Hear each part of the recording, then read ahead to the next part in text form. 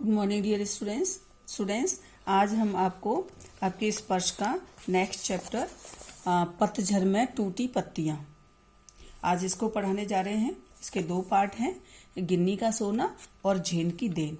वैसे गिन्नी का सोना इसमें से क्वेश्चन आंसर्स नहीं आएंगे, लेकिन हम इसको बस थोड़ा सा आपको बता देते हैं फिर भी गिन्नी का सोना क्या होता है।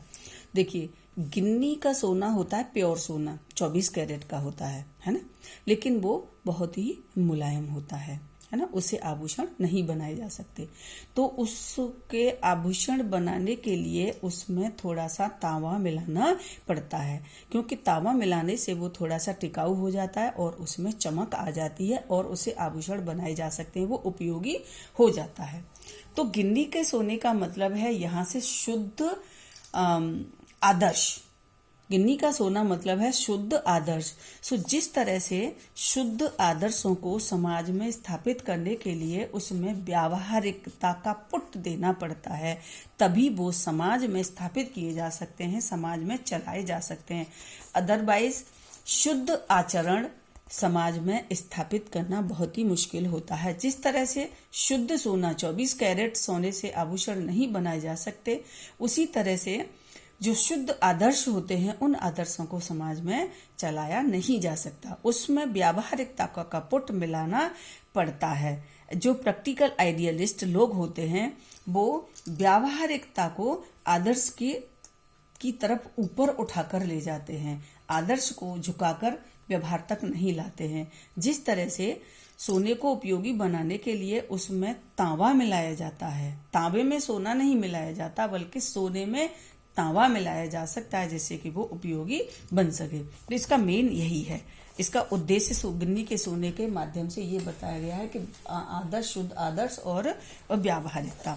तो वही जब व्यावहारिकता थोड़ी सी शुद्ध आदर्श में मिलती है, वही प्रैक्टिकल आइडियलिस्ट होते हैं।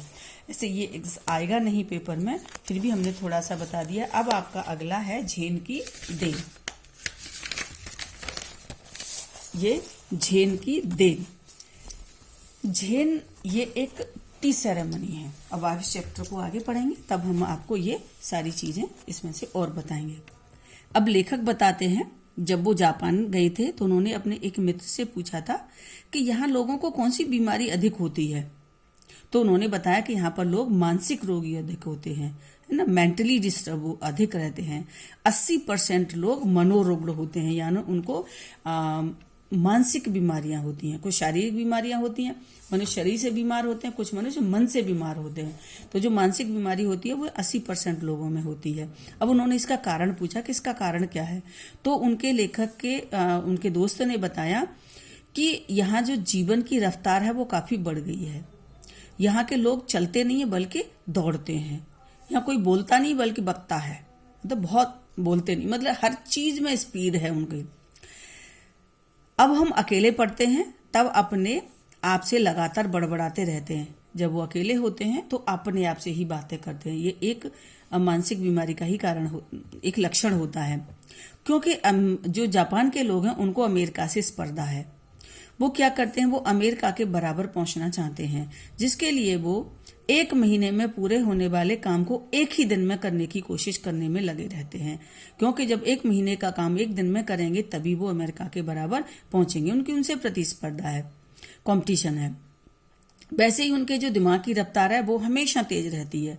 उसमें वो स्पीड का इंजन लगाने पर वह 1000 गुना अधिक रफ्तार से दौड़ने लगता है। वैसे ही दिमाग तेज है, उसमें एक स्पीड इंजन और लगाते हैं। स्पीड इंजन क्या, उनकी जो प्रतिस्पर्धा है अमेरिका के साथ। फिर एक क्षण ऐसा आ जाता है कि दिमाग में क्या होता है, तनाव बढ़ जाता है, टेंशन उसमें बढ़ जाता है और पूरा इंजन क्या है, टूट जाता है, यानी उसका माइंड है वो अस्त व्यस्त हो जाता है। और यही कारण है कि यहाँ पर जो मानसिक रोग हैं वो यहाँ पर बहुत अधिक बढ़ गए हैं, क्योंकि हर मनुष्य दौड़ रहा है, बस आगे आगे बढ़ने की कोशिश में लगा हुआ है। तो फिर वो उनके लेखक के जो दोस्त हैं वो शाम को एक टी सेरेमनी में उनको लेकर गए थे। टी सेरेमनी या चाय, टी में चाय। तो वहां पर एक चाय पीने की एक विधि, मान एक तरीका होता है।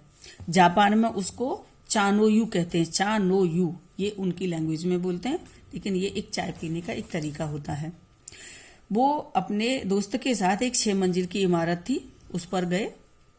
वो उसकी जो दीवारें हैं वो लकड़ी की बनी हुई थी, जहाँ एक चटाई पड़ी हुई थी और एक सुंदर सी पर्ण कुटी थी। पर्ण माने पत्तों से बनाई हुई कुटी, पर्ण कुटी बोलते हैं। पर्ण माने पत्ता, कुटी माने घर, पत्तों से बनाया गया घर, यानी एकदम से शुद्ध देशी जैसा ही था। उसकी दीवारें लकड़ी की थी, सुंदर सी पर्ण कुटी थी और उसके बाहर एक बेढब यानी ऐसा बेतरतीब से बेकार सा एक मिट्टी का बर्तन था, उसमें पानी भरा हुआ था। वहां पर उनको हाथ पैर धुलाए गए, तौलियों से हाथ पोंछकर उनको अंदर बुलाया गया, जहाँ एक चाजीन बैठा हुआ था, ऐसे नौकर चाकर से बोलते हैं, चाय बनाने वाला।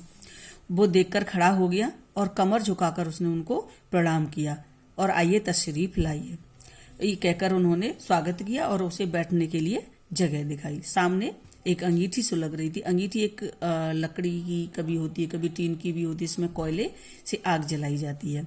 उस पर उसने चायदानी होती, चाय बनाने का एक बर्तन रखा और वो बराबर वाले कमरे में से कुछ बर्तन लेकर आया और उसने सारे बर्तनों को तौलिए से साफ किया। ये जो सारी प्रक्रिया उसने बड़े गरिमापूर्ण तरीके से की थी, जिसकी हर भंगिमा से लगता था मानो जय जयवंती के स्वर गूंज रहे हैं। उनको ये ये बहुत अच्छा लग रहा था। वहां का वातावरण इतना शांत था कि चायदानी के पानी का बदबदाना भी सुनाई दे रहा था। इतना शांत वातावरण था कि जो चाय में जो पानी बॉयल हो रहा था, उबल रहा था, उसके उबलने की आवाज भी साफ साफ सुनाई दे रही थी। ऐसा शांत वातावरण था उस जगह पर जिसमें वो गए थे। चाय तैयार हुई, चाय बनाई गई और उसने वह प्याली में भरी। फिर वे प्याले हमारे सामने रख दिए गए। वहां हम 3 मित्र थे। इस विधि में शांति मुख्य बात होती है। इस जो विधि होती है इसका एक मुख्य कारण है इसका शांति। केवल वहां पर शांति बनाए रहना चाहिए। लोग वहां सिर्फ शांति के लिए ही जाते हैं, अपने दिमाग को शांत रखने के लिए इसी जगह पर जाते हैं। इसलिए वहां पर 3 से अधिक आदमियों को प्रवेश नहीं दिया जाता। केवल 3 लोग एक बार में ही जा सकते हैं। प्याले में 2 घूंट से अधिक चाय नहीं थी। हम होठों से प्याला लगाकर एक एक बूंद चाय पीते रहे। करीब 1.5 घंटे तक चुस्कियों का यह सिलसिला चलता रहा। जो चाय में जो 2 घूंट चाय थी कप में, उसको पीने में केवल उन्होंने कितना 1.5 घंटे का समय लगाया। पहले 10-15 मिनट तो मैं उलझन में पड़ा, फिर देखा दिमाग की रफ्तार धीरे धीरे धीमी पड़ती, क्योंकि चारों तरफ शांति थी। जब शांत वातावरण रहता है तो मनुष्य अपने बारे में सोचता है, अपने दिमाग के को थोड़ी सी रफ्तार कम पड़ जाती है। पहले लेखक उलझन में पड़ा, फिर उसके दिमाग की रफ्तार धीरे धीरे धीमी पड़ती जा रही थी। थोड़ी देर में बिल्कुल बंद हो गई थी। ऐसा लग रहा था कि दिमाग ने काम करना ही बंद कर दिया। लेखक को लगा मानो अनंत में जी रहा हो, यानी ऐसे काल में जी रहा हो जिसका कोई अंत ही न हो। अनंत का कोई अंत नहीं है।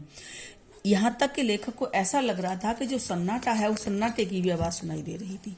जो सन्नाटा था वो भी सुनाई दे रहा था। इतनी शांति थी वहां पर। अक्सर हम या तो गुजरे हुए दिनों की खट्टी मीठी यादों में उलझे रहते हैं या भविष्य के रंगीन सपने देखते रहते हैं। हम या तो भूतकाल में रहते हैं या भविष्य काल में। अब यही है, स्वाभाविक है कि मनुष्य या तो पिछली बातों के बारे में सोचता है या फिर आगे ये होगा वो होगा वो सोचता रहता है। असल में दोनों काल मिथ्या हैं। दोनों काल मिथ्या यानी झूठ है। क्यों झूठ है? एक चला गया, भूत तो चला गया, उसमें हमारे साथ अच्छा हुआ बुरा हुआ क्या हुआ हम उसमें कुछ नहीं कर सकते, ना उसे बदल सकते हैं, ना उसमें कुछ नहीं कर सकते, तो हमें उसके बारे में सोचना नहीं चाहिए। और दूसरा भूत वर्तमान है जो कि अभी आया ही नहीं, भविष्य है जो कि अभी आया ही नहीं है। जो भविष्य अभी आया ही नहीं है उसमें क्या होने वाला क्या नहीं होने वाला, तो हमें उसके बारे में भी नहीं सोचना चाहिए। मनुष्य को किसके बारे में सोचना चाहिए? मनुष्य को केवल अपने वर्तमान के बारे में सोचना चाहिए कि यदि मनुष्य का वर्तमान अच्छा होगा तो उसका भूत, जब वर्तमान हमारा अच्छा है फिर हम भविष्य में जाएंगे तो यही जो हमारा वर्तमान है वही हमारा भूत बन जाएगा। तो जब वर्तमान अच्छा है तो भविष्य में जाएंगे तो हमारा भूत अच्छा बन जाएगा। और जब और वर्तमान है यही भविष्य ही तो आगे वर्तमान में आ रहा है तो हमारा भविष्य भी अच्छा बन जाएगा। इसलिए लेखक कहते हैं कि मनुष्य को न तो भविष्य के बारे में सोचना चाहिए न भूत के बारे में सोचना चाहिए। उसे सिर्फ और सिर्फ वर्तमान को अच्छा बनाना चाहिए, वर्तमान के बारे में सोचना चाहिए। अगर वर्तमान अच्छा है तो हमारा भूत और भविष्य दोनों ही अच्छे हो जाएंगे। लेकिन मनुष्य इसके उल्टा काम करता है। वर्तमान को तो वो छोड़ देता है, जीता वर्तमान में है लेकिन सोचता हमेशा या तो भूत की है या फिर भविष्य की है। और वर्तमान क्या है? और वह अनंत जितना विस्तृत है। वर्तमान तो एकदम अनंत है। वर्तमान का तो कभी एंड है ही नहीं, वो या तो उसकी